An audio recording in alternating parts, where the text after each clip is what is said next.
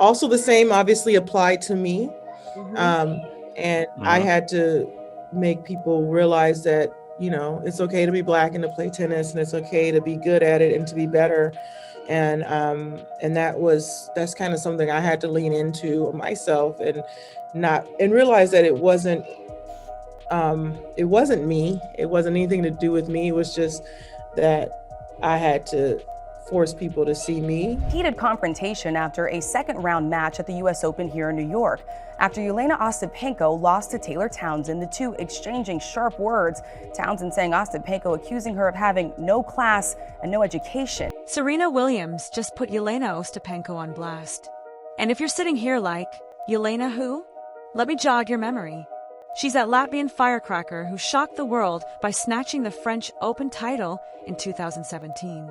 Loud, dramatic, always ready to spark a scene, basically a walking highlight reel for chaos. Fast forward to last week's US Open. Ostapenko stepped on court against Atlanta's own Taylor Townsend and got handled in straight sets. And baby, this wasn't your average L.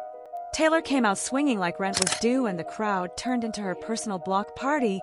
Every fist pump, every roar, every line-clipping serve had the stadium lit. But instead of clapping it up, Ostapenko allegedly got salty. Word is, she told Taylor she had no class and no education, then tossed out a shady little warning. We'll see what happens outside the US. Now pause right there. Calling a black woman uneducated in a sport that's been weaponizing those same coded insults against Serena and Venus for decades? Yeah, that's not just trash talk. That's a trigger. The crowd felt it. Social media felt it. And receipts were flying before Ostapenko even packed her bags. Taylor? She stayed graceful. In her post-match interview, she brushed it off with a smile. People get mad when they lose. She said what she said, but I've already beaten her outside the US, and now in New York, too. So we'll see. A clapback so smooth it could have been bottled. But here's where it got bigger. Just as the debate was heating up, was it racism, saltiness, or both?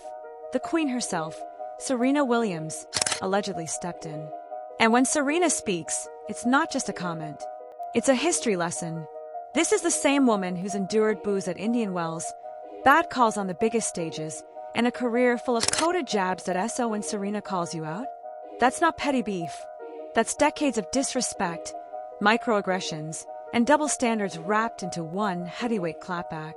Suddenly, the spotlight shifted. It wasn't just about Taylor's win or Ostapenko's tantrum anymore. It became about the bigger fight, what it means when black women demand respect in a sport that's tried to silence them for generations. And if you thought the match was fiery, baby, the fallout is even hotter. The heifer knew what she was saying. See, I know we try, well, she ain't from here. Nah. She questioned her intellect. You ain't got that. She questioned her intellect and class. Nah, the heifer knew what she was saying. Now let's talk about how everybody spun this moment, because baby, the real game started after the last ball was hit. Taylor Townsend set the tone first. Reporters asked what went down on court, and Sis didn't dance around it. She said it plain. Ostapenko called her classless, uneducated, and even dropped that slick, "Wait till we get outside the US." But here's where Taylor flipped it. Instead of exploding, she smiled, laughed it off, and reminded everybody she's already beaten Jelena in Canada and now in New York. That's a masterclass in calm shade. She basically said, I don't need to drag you, my scoreboard already did. Sponsors eat that up. Fans respect it. Taylor looked unbothered and in control. Then, sliding in with her own voice, Naomi Osaka. Now, Naomi's brand is soft-spoken truth, and she delivered. She admitted straight up, that's one of the worst things you can say to a black player in a mostly white sport. But being Naomi, she also gave Ostapenko a little grace, suggesting maybe she didn't fully understand the history behind those words. That's diplomacy 101. Naomi will call it wrong, but she won't go scorched earth. That's her lane, and folks expect it. But the moment that shook the room, Serena Williams allegedly stepping in. And let's be real, Serena doesn't need to play nice anymore. She's retired. She's not begging umpires for fairness, not battling commentators who never wanted her to shine. She's done that. So when Serena speaks now, it carries the weight of history. People didn't just see a tweet or a quote. They saw the queen mother of tennis standing tall for the next generation. In gossip terms, that's what we call a drag. Meanwhile, the mainstream media tried to water it down. Articles popped up labeling it an altercation, like this was two players just trading salty words. But the streets weren't fooled. Black Twitter lit up with, "Don't gaslight us." We know the difference between being mad you lost and coming for a black woman's humanity. The crowd in Queens had already chosen their side.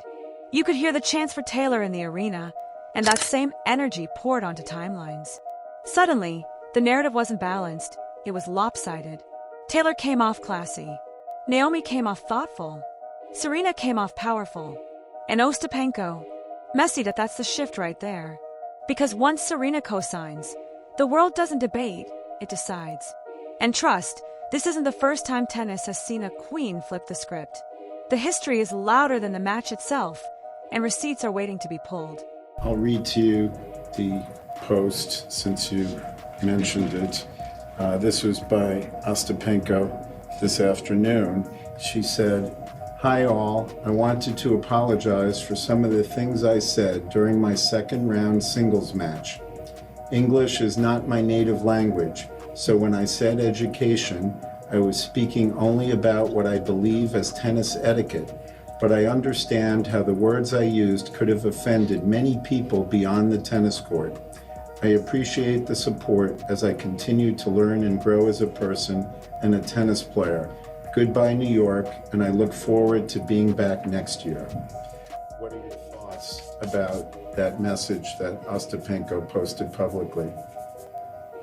I like you. You a little messy. No, I'm kidding. That's nice that, she did that, that she apologized. That's fine. That's cool.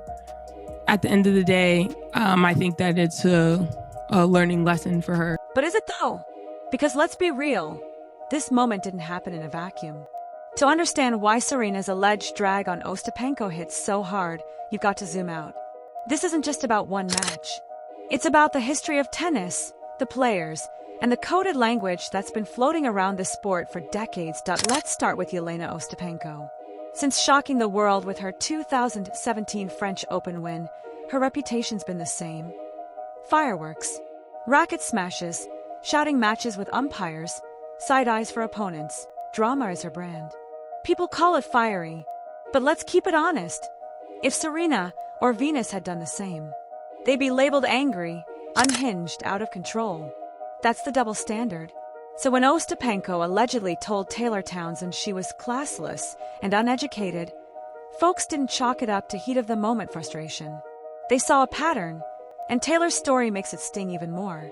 She's been doubted her whole career, told she wasn't fit enough, wasn't polished enough, wasn't the right look for tennis. The USTA even pulled back support at one point, questioning her body instead of her game. She's been battling coded disrespect since day one. So when a white opponent allegedly throws classless and uneducated at her right after she dominated, that's like reopening an old wound. Then comes Serena. And if anyone knows the script by heart, it's her. From being booed at Indian Wells as a teenager, to headlines dissecting her body and temper, to the infamous 2009 US Open meltdown, Serena's been painted as the villain in a sport that never wanted her to be its hero. Too strong, too loud, too ghetto. She lived through all of it while stacking grand slams like sneakers in a closet. So when she sees Taylor catching the same shade, that's not gossip. That's generational.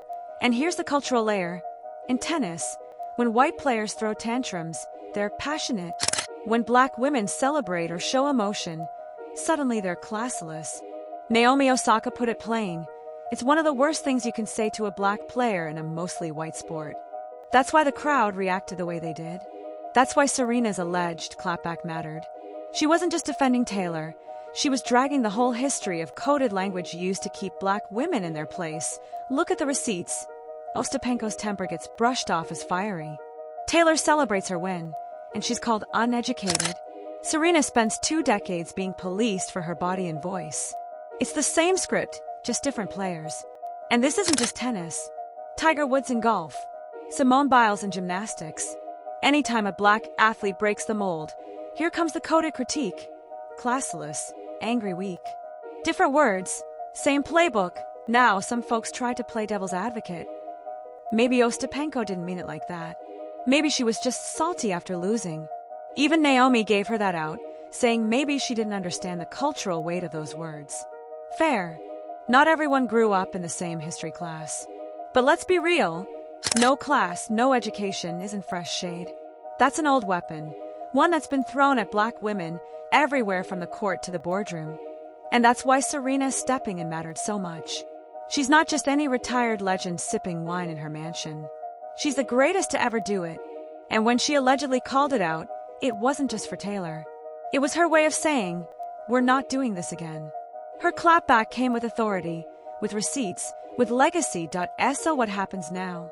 For Taylor, this could be a turning point.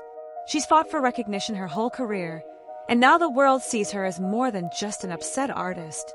She's the black woman who handled a coded insult with grace and still stood tall. That can shift how she's covered, how she's endorsed, how she's remembered. But it also means more pressure. Now she's not just playing matches. She's carrying a bigger story for Ostapenko. This is dangerous territory. Yes, she's a Grand Slam champion. Yes, she's had big wins. But athletes don't always get to choose what defines them. And being remembered for no class, no education could stain her legacy. Especially in a sport that never forgets receipts. And Serena, her legacy was already cemented. This just adds another layer. The protector of the new guard. The queen who refused to let history repeat unchecked. She didn't have to say a word. But by allegedly stepping in, she reminded everyone, you don't get to disrespect another black woman the way they disrespected me. Not anymore. The ball's in Ostapenko's court now. Does she double down and lean into the villain role? Or does she clean it up with apologies and PR? Either way, the power dynamic has shifted. Taylor's got momentum. Serena's shadow looms large. Naomi and the rest of the Black Girl Squad are watching. Sponsors are watching. The fans are watching. This isn't just tennis beef. This is history replaying itself in real time. And how it's handled will decide whether this moment fades or gets stamped in the culture's memory forever.